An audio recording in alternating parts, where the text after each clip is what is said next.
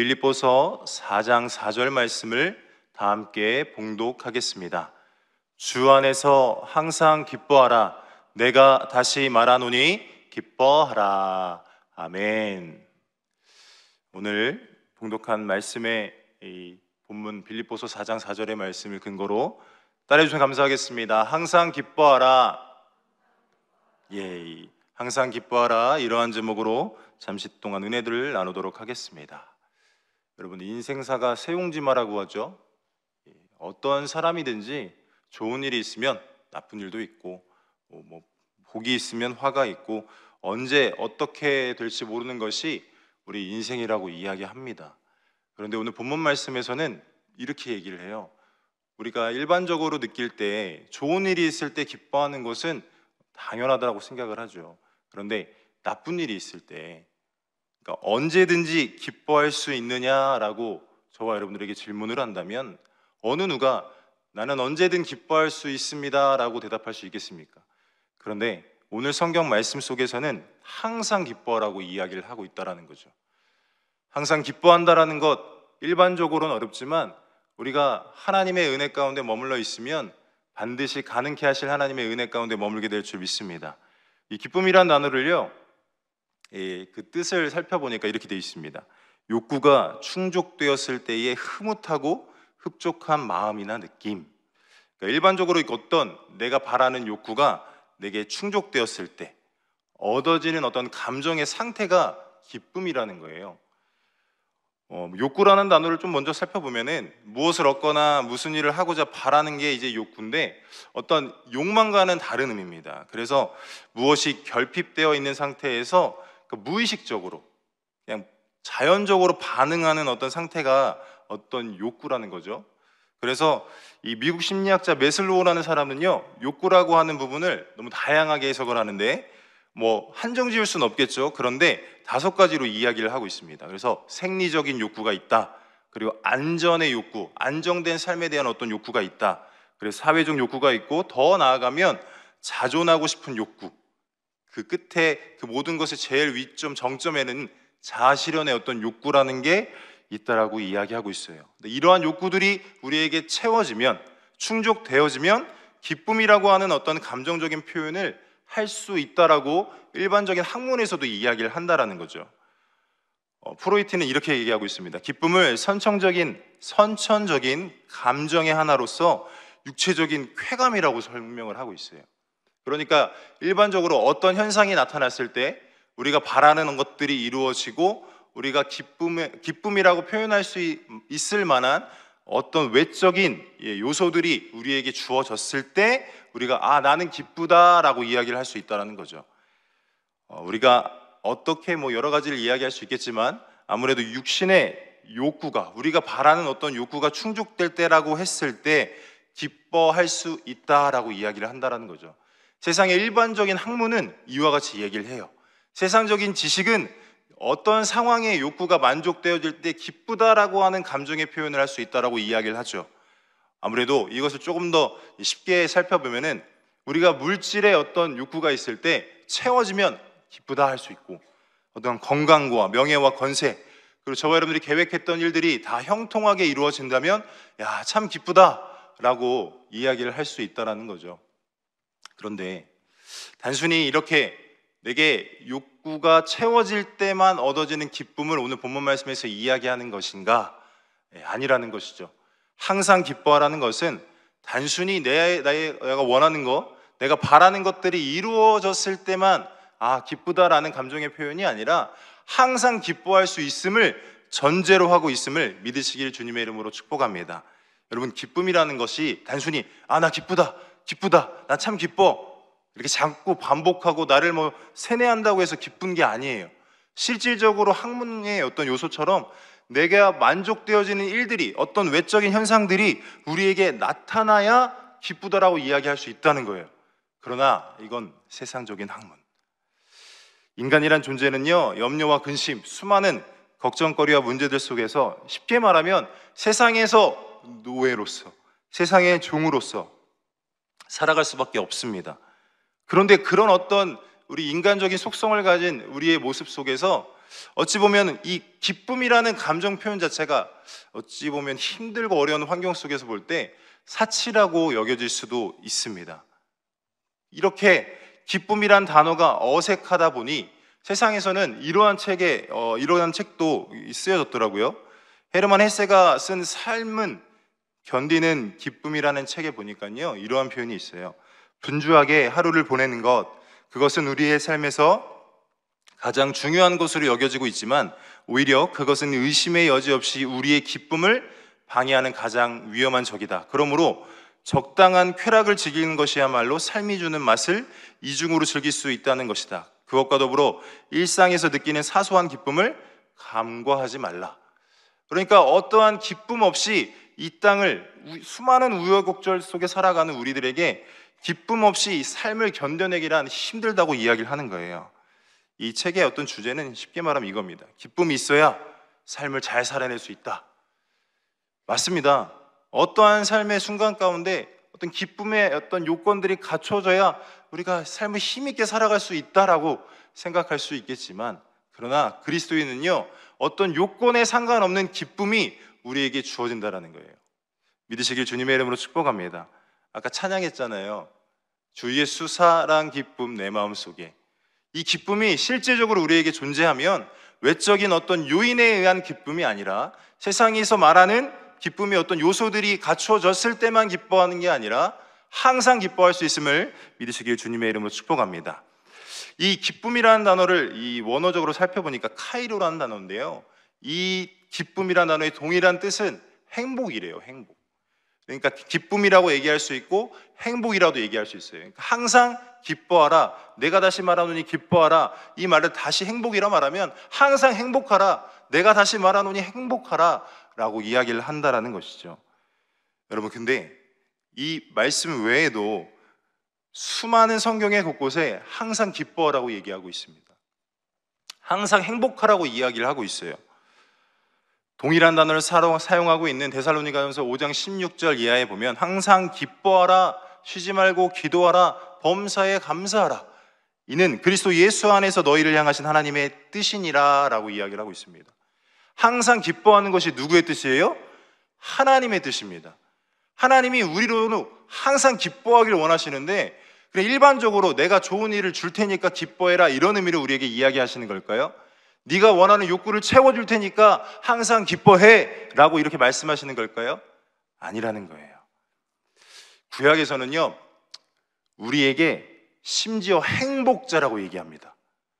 우리가 기뻐하는 사람이라는 거예요. 행복한 사람이라는 거예요. 우리 신명기 33장 29절 말씀을 다 함께 한번 봉독하겠습니다. 이스라엘이여, 너는 행복한 사람이로다. 야훼의 구원을 너같이 얻은 백성이 누구냐? 그는 너를 돕는 방패시요 내 영광의 칼이시로다. 내 대적이 내게 복종하리니 내가 그들의 높은 곳을 밟으리로다. 이 당시에 이 모세가 마지막 설교 가운데 신명기서가 기록되어졌는데, 마지막 어떤 이스라엘 민족을 향한 어떤 축복적인 메시지입니다. 그런데 그들의 어떤 입장을 살펴보면요, 아직 가나안에 들어간 것도 아니에요. 가나안 땅, 약속의 땅에 들어간 것도 아니고, 어찌 보면 그들이 경험되어지는 많은 환경들을 볼 때 광야에서 40년을 보내면서 우리의 부모님들 20세 이상의 어른들은 다 돌아가셨어요. 아예 세대 교체가 되고, 물론 하나님께서 만나려 주시고 그때마다 필요를 채우셨다 하지만 특별히 기뻐할 만한, 행복하다라고 할 만한 조건이 이미 갖춰졌던 게 아니에요. 그럼에도 불구하고 하나님께서는 모세의 입술을 통해서 얘기하는 겁니다. 이스라엘이여, 너는 행복한 사람이다. 저와 여러분들이 동일하게 얘기하는 거예요. 저와 여러분들에게 행복한 사람이라고, 행복자라고, 기뻐할 수 있는 사람이라고 이야기하는 것임을 깨달으시길 주님의 이름으로 축복합니다. 본질적인 기쁨을 이야기를 하고 있는 거예요. 단순히 외적으로 채워지고 우리의 욕구의 어떤 요소들이 갖추어졌을 때만 하는 기쁨이 아니라, 하나님께서 나의 육적인 어떤 혼적인 면의 어떤 나의 만져주심 그 이상의 내 영으로부터 나오는 기쁨을 이야기하고 계심을 믿으시길 주님의 이름으로 축복합니다. 그래서 우리는 너무나 감사한 게 뭐냐면, 우리 믿음의 사람으로서, 그리스도인으로서 어떤 외적인 환경적인 요인에 영향을 받지 않는 기쁨을 누릴 수 있다는 겁니다. 믿으십니까? 단순히 내가 필요하는 것이 채워졌을 때만 난 기뻐요 하는 인생이 아니라 그 너머에 하나님의 약속을 바라봄에도 불구하고 내게 다 주어진 게 아니에요. 내게 다 갖춰진 게 아니에요. 그런데 기뻐요. 이상하죠? 눈앞에 있는 문제가 없어진 게 아닙니다. 어려움들이 사라진 게 전혀 아닌데 기쁠 수 있다는 것을 오늘 말씀 속에서 이야기하는 거예요. 여러분 보십시오. 오늘 말씀의 저자 빌립보서라고 하는 이 서신서를 기록한 사도 바울은요, 여러분 잘 아시겠지만 이 서신서가 기록되어졌을 당시의 상황을 보면은 옥중 서신이에요. 쉽게 말하면 감옥, 로마 옥중에서 기록된 것이라고 이야기합니다. 그리고 더 중요한 건요, 옥중 생활의 말기라고 얘기하는 AD 63년경에 기록되어졌을 것이라고 학자들은 이야기하고 있어요. 그러면 이 사도 바울이 경험하고 있는 삶의 어떤 현장에 기뻐할 수 있는 요인이 있어요, 없어요? 외적으로 볼 때 난 참 기쁘다, 여러분 기뻐하세요 라고 말할 수 있는 조건이 갖춰진 겁니까? 아닙니다. 그럼에도 불구하고 이 빌립보서에서는 항상 기뻐하라는 표현이, 주 안에서 기뻐하라는 표현이 3번씩이나 나오고 있어요. 그 외에 기뻐하라는 표현 더 많지만 주 안에서 기뻐하라 라고 하는 표현이 3번이 나와 있다는 거죠. 감옥에서 어떻게 기뻐할 수 있습니까? 문제 가운데 어떻게 행복해 할 수 있겠어요? 내가 누군가에게 행복해 하세요, 기뻐하세요 라고 말할 수 있는 환경과 처지 전혀 아님에도 불구하고 여러분 생각해 보세요. 복음을 전하다가 감옥에 갇혔고 자유도 없고 어느 것 하나 기뻐할 수 있는 외적 요인 찾아보기 하나도 어렵지만 그는 기뻐하라고 이야기하고 있다는 겁니다.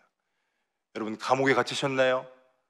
이 사도 바울과 같은 어려움 가운데 놓여 있으신가요?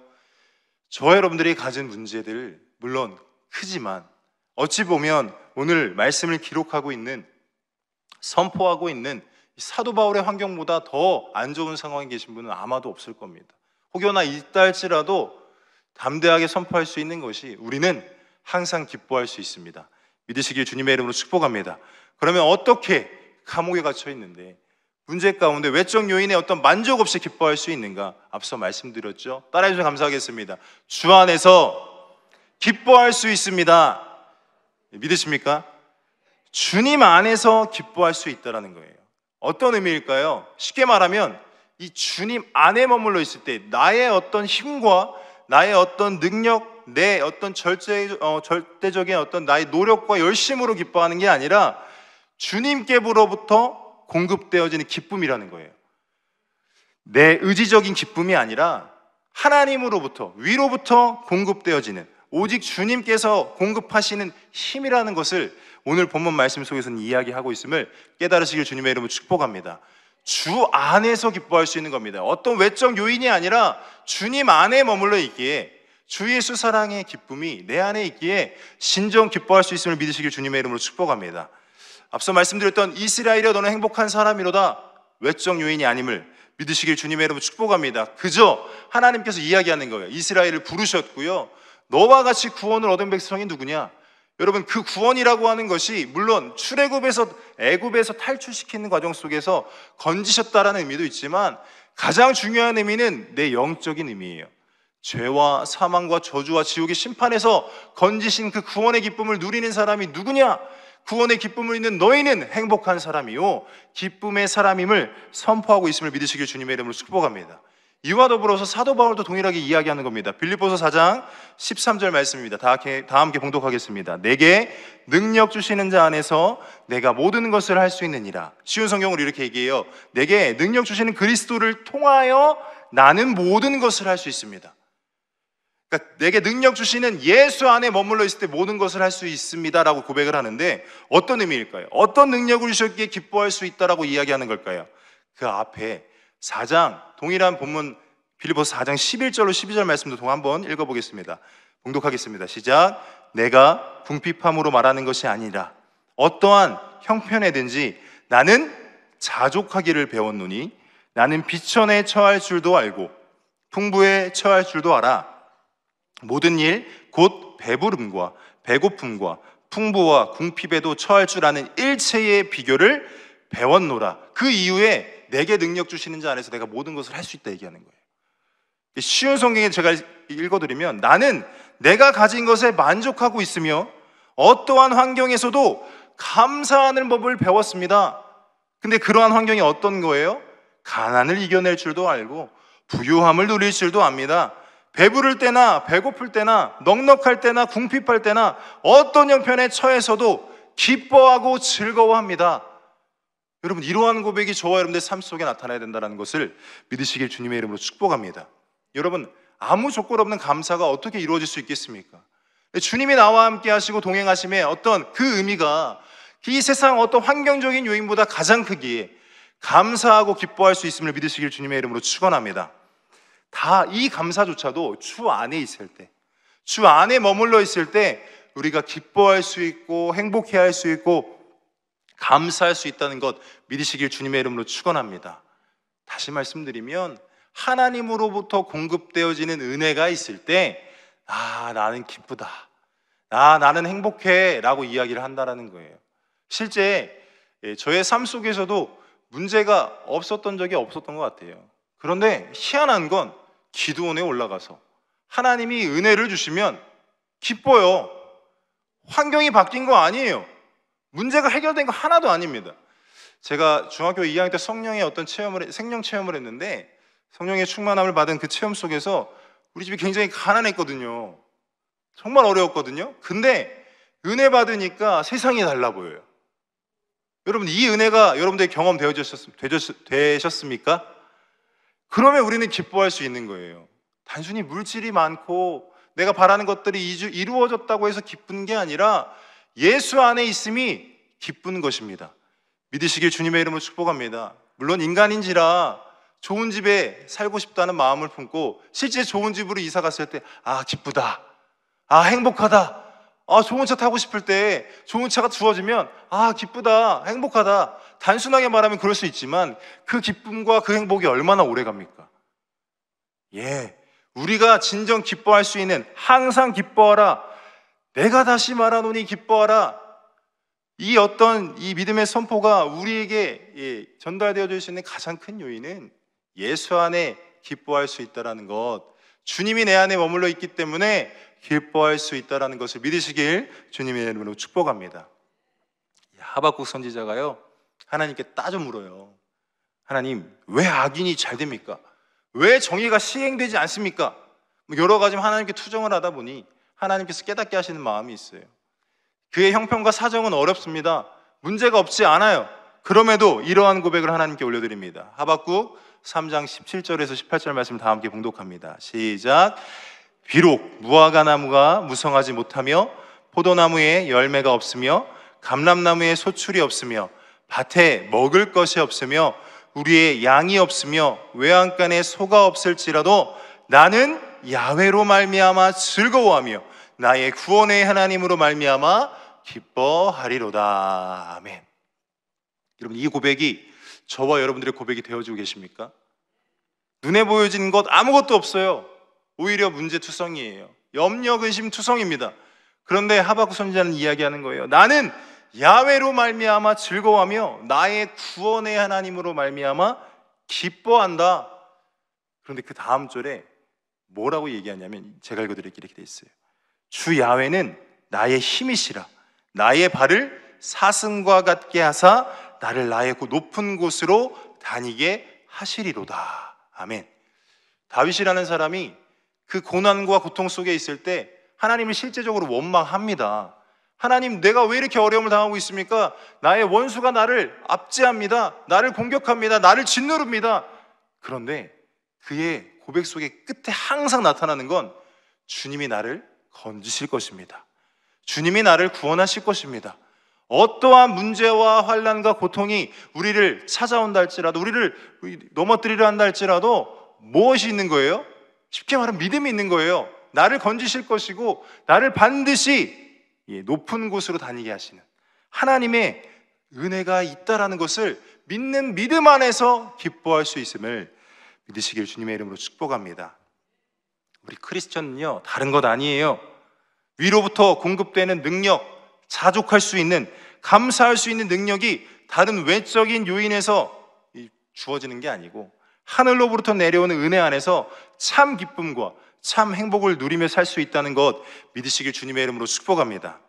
오늘 감사 큐티 365에 이러한 이야기가 나와 있는 거예요. 미국의 유명한 신학자의 목회자인 존 파이퍼 목사님의 이야기인데요. 1974년 12월에 어머니가 이스라엘 성지 순례 도중에 교통사고로 돌아가셨다는 충격적인 소식을 들어요. 며칠 후에 어머니의 시신을 확인한 존 파이퍼 목사님과 가족들은요, 당연히 이루 말할 수 없는 슬픔과 절망 속에 빠지죠. 그러나 어머니의 죽음 또한 하나님의 섭리 안에 있다는 믿음을 붙잡고 그가 이렇게 고백하는 겁니다. 그의 저서 하나님의 기쁨이라는 책에서 어머니의 죽음에 대한 끔찍한 전화를 받고 침대 곁에서 울며 기도할 때 나는 하나님이 이 사건을 주관하셨으며 또 하나님이 선하시다는 것을 깨닫게 되었다. 모든 것을 다 이해하고 설명할 필요는 없다. 하나님이 모든 것을 다스리시며 그분이 여전히 우리를 사랑하신다는 사실로도 충분하다. 이와 같은 고백을 글로 남겼어요. 여러분, 동일한 겁니다. 어떤 외적인 문제가 다가온다 할지라도 하나님의 통치 가운데 머물러 있는 줄 믿으십니까? 하나님의 사랑이 우리 가운데 여전히 동일하게 존재함을 믿으십니까? 그렇다면 우리는 기뻐할 수 있고 감사할 수 있고 오히려 누군가 문제에 빠졌을 때 하나님이 우리를 건지실 거야, 하나님이 우리를 다시금 구원의 자리로 인도하실 거야, 믿음의 선포 가운데 오히려 그에게 위로하고, 내가 어려움에 있지만 내가 더 나은 삶의 어떤 여건들이 있지 않다 할지라도 주님이 나와 함께 하잖아, 주님께서 내 안에 머물러 계시잖아 라고 위로하고 또 그를 인도해내야 되는 것이 우리 그리스도인의 삶이라는 거예요. 그리스도인의 기쁨은요, 환경과 상황에 좌지우지되지 않습니다. 오직 예수 그리스도로 말미암아 주어진 십자가 대속의 은혜의 그 사랑이 내 안에 가장 크게 여겨진다면 마땅히 기뻐하고 마땅히 행복할 수 있음을 믿으시길 주님의 이름으로 축복합니다. 고린도후서 6장 9절로 10절에 제가 읽어드리면 이러한 표현이 나와 있어요. 무명한 자 같으나 유명한 자요, 죽은 자 같으나 보라 우리가 살아있고, 징계를 받은 자 같으나 죽임을 당하지 아니하고, 근심하는 자 같으나 항상 기뻐하고, 가난한 자 같으나 많은 사람을 부유하게 하고, 아무것도 없는 자 같으나 모든 것을 가진 자로다. 여러분, 모든 것 가지셨습니까? 아니잖아요. 그런데 왜 기뻐할 수 있죠? 주님이 나의 모든 것들이에요. 주님이 나의 전부이신 거예요. 그 어떤 외적인 요인보다 주님 한 분으로 만족할 수 있는 믿음이 나도 모르게 내 안에 성령으로 부여됐고, 그 믿음 안에 살다 보니 하나님께서 우리가 끊임없이 암송하는 것처럼 영혼이 잘 되면서 범사가 잘 되고 강건케 하시는 축복이 우리에게 실제로 주어진다라는 것 믿으시길 주님의 이름으로 축복합니다. 여러분, 외적인 요인에 흔들리지 마십시오. 그리스도인은 외적인 요인에 영향을 받고 난 기쁘다 행복하다 말하는 게 아니라 내 안에 계신 예수 안에서, 주 안에서 행복할 수 있음을 믿으시고, 오늘도 주어진 삶에서 외적으로는 나을 거 없을 수 있어요. 나아진 거 하나도 없는 동일하게 어려움과 고통 속에서 살아가는 삶의 시간들을 보낼 수 있어요. 그러나 우리 안에 누가 계시다고요? 주님이 계십니다. 예수님이 계십니다. 그렇기 때문에 담대하게 선포할 수 있는 겁니다. 나는 기쁘다, 나는 행복하다. 이러한 고백이 오늘 하루도 넘쳐나시는 복된 삶 살아가시길 주님의 이름으로 축원합니다. 잠시 기도하겠습니다. 사랑의 주님, 믿음의 많은 선진들의 삶을 바라볼 때 어느 누구도 외적 요인을 가지고 행복하다 고백하지 않습니다. 외적인 우리의 욕구가 충족되었을 때 행복하다라고 말하는 이 세상 지식과 어떤 가치관과는 다른 이 영적인 하늘로부터 공급되어진 성경적인 가치관을 살펴보니 나로서는 기뻐할 수 없는 환경 가운데 머물러 있다 할지라도 예수로 기뻐할 수 있고, 예수로 말미암은 그 구원의 기쁨이 나의 모든 삶을 장악할 수 있음을 다시금 오늘 말씀을 통하여 깨닫습니다. 내 안에 계신 성령님, 다시금 우리의 삶을 붙잡아 주셔서 다시금 우리를 일으켜 세우신다라는 확고한 믿음 속에 주어진 모든 환경을 이겨내게 하여 주시고, 하나님이 반드시 건지시고 우리를 사용하시고, 아무것도 없는 자 같으나 모든 것을 가진 자로서의 넉넉한 삶, 충만한 삶을 살아갈 수 있도록 주여 역사하여 주시옵소서. 오늘도 기쁨과 감사함으로 하나님께 드려진 예물드린 귀한 손길들 30배, 60배, 100배로 하나님 갚아 주시옵고, 오직 주로 만족하고 꾸어질지라도 꾸지 아니하며 늘 나가도 복을 받고 들어와도 복을 받는 하나님의 은혜의 삶을 하나님께서 공급하시는 축복된 삶을 살아갈 수 있도록 주여 축복하여 주시옵소서. 감사드리며 우리 구주 예수 그리스도의 이름으로 기도드리옵나이다. 아멘. 하늘에 계신 우리 아버지여, 이름이 거룩히 여김을 받으시오며 나라가 임하시오며 뜻이 하늘에서 이루어진 것 같이 땅에서도 이루어지이다. 오늘 우리에게 일용할 양식을 주시옵고 우리가 우리에게 죄 지은 자를 사하여 준 것 같이 우리 죄를 사하여 주시옵고 우리를 시험에 들게 하지 마시옵고 다만 악에서 구하시옵소서. 나라와 권세와 영광이 아버지께 영원히 있사옵나이다. 아멘. 하나님께 영광의 박수 올려드리겠습니다. 우리는 행복한 사람입니다. 우리는 이 기쁨의 사람인 줄 믿으시길 바랍니다. 이제 기도하는 시간입니다. 나라와 민족을 위해서 기도해 주시고요. 여의도 순복음교회와 이용훈 대표 총회장님의 목회사역과 여의도 순복음 분당교회와 황선옥 담임 목사님의 목회사역, 그리고 우리 교회의 재직과 또 선교사님들을 위해 우리 여러분들이 가지고 나오신 기도 제목과 또 성령 충만을 위해 또 오늘 말씀 통해 깨닫게 하신 바를 우리 주여 삼창하고 통성하여 기도하겠습니다. 주여, 주여, 주여.